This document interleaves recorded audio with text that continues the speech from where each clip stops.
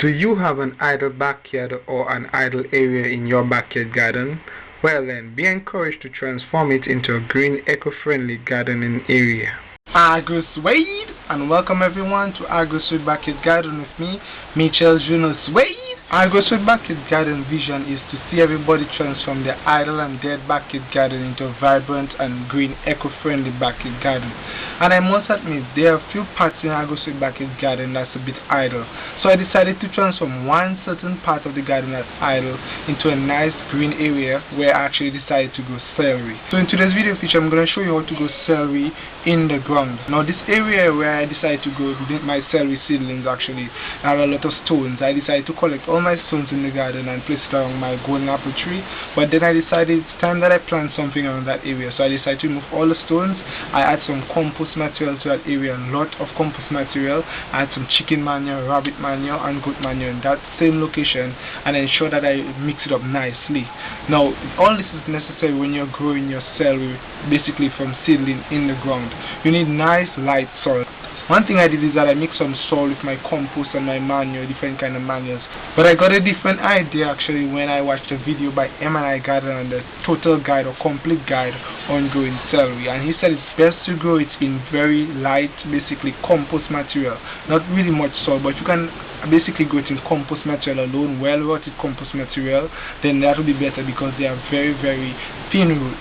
But with me, I decided to grow mine with some soil, and that's before or prior to actually getting this information from M&I Gardener. So basically your celery can be grown at least 8 inches to a foot apart. You need it in a nice area where it's very sunny, but at the same time you're getting some shade for the day. So basically mine is growing under the golden apple tree.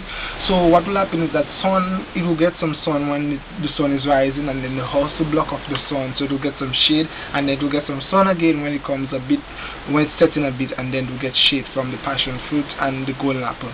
But your celery need a nice area that's a bit sunny and shady, not too hot.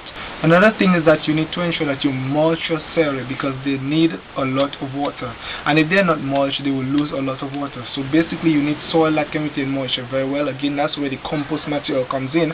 Compost material can retain moisture very well. So if you can grow it in compost and manure only, bravo, that would be very good for you. So basically you need a lot of moisture, so you need to find a way to conserve the water, and the best way to do that I can advise you is to do a lot of mulching. This is why it's important to mulch. As you hear in this is very dry on top. It's dry on top, but as we go in below you can see it's getting darker. So, it's dark and it's actually moist. It's moist, so that's the importance of mulching. So you've got to practice mulching. This is actually mulch made from seaweed and leaves. So I'm actually doing something called, I would like to call it basically mulch compost. So what I do, I use seaweed and leaves, I put them together in a drum for about, let's just say about 2 weeks, not a month, but about 2 weeks. I wet it daily so that I can decompose. But these are not leaves that can decompose quick.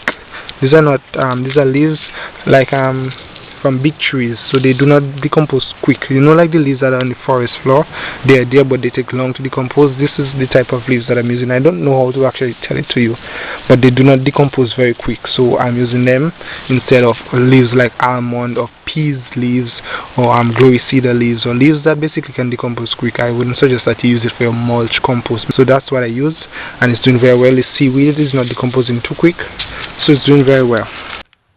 So this is one of the good things about having celery in your backyard garden. If you notice, this one is very light green when compared to these. Now let me tell you what happened.